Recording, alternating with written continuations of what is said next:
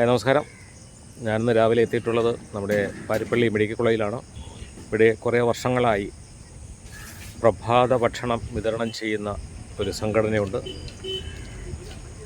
ഇന്ത്യയിൽ തന്നെ പ്രധാനപ്പെട്ട ഒരു സംഘടനയായ സേവാഭാരതിയാണ് ഈ ഒരു പുണ്യകർമ്മത്തിൽ ഏർപ്പെട്ടിരിക്കുന്നത്.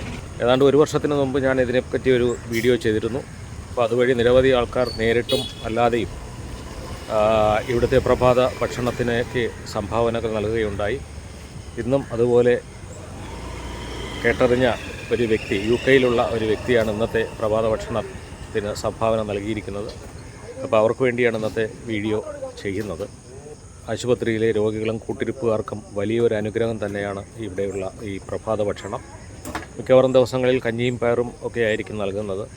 നമുക്കറിയാവുന്ന പോലെ വെറും സാധാരണക്കാരാണ് ഗവൺമെൻറ് മെഡിക്കൽ കോളേജുകളിൽ ചികിത്സയ്ക്കായി എത്തുന്നത്. അപ്പോൾ അവർക്കെന്തുകൊണ്ടും ഈ ഒരു പ്രഭാത ഭക്ഷണ വിതരണം, സേവാഭാരതിയുടെ നേതൃത്വത്തിലുള്ള ഈ ഒരു പ്രഭാത ഭക്ഷണ വിതരണം ഒരു അനുഗ്രഹം തന്നെയാണ്. അപ്പോൾ നമുക്ക് അതിൻ്റെ കാഴ്ചകളിലേക്കൊന്ന് പോകാം.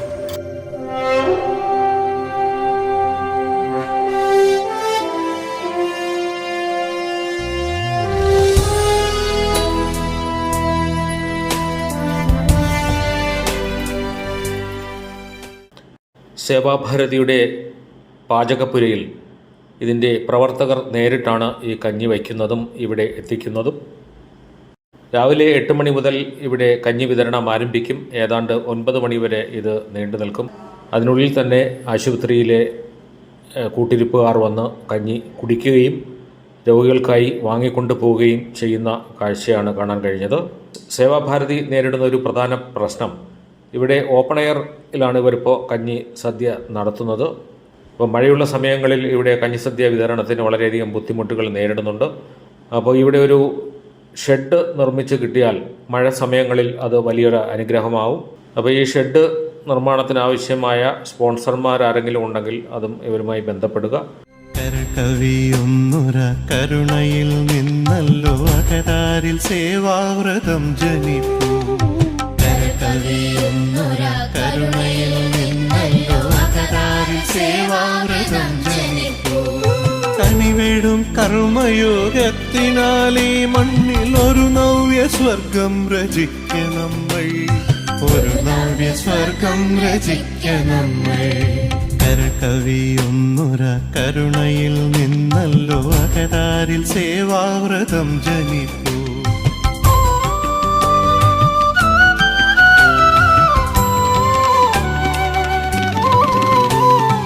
ഒരു വിലാപത്തിനു മറുമൊഴിയാകുവാൻ കഴിവതേ ധന്യമെന്നോർത്തിടേണം.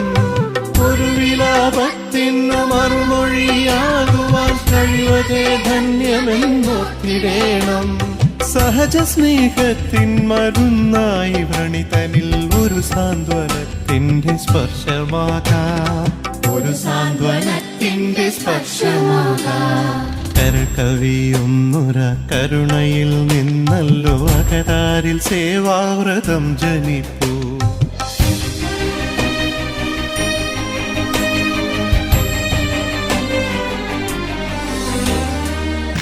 സ്ഥിരം കഞ്ഞി കുടിക്കാറുണ്ടോ അവിടെ?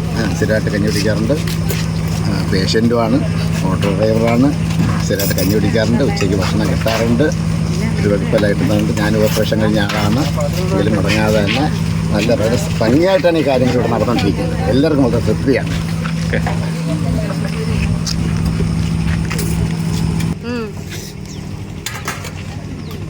രണ്ടാഴ്ചയായി വന്നിട്ട്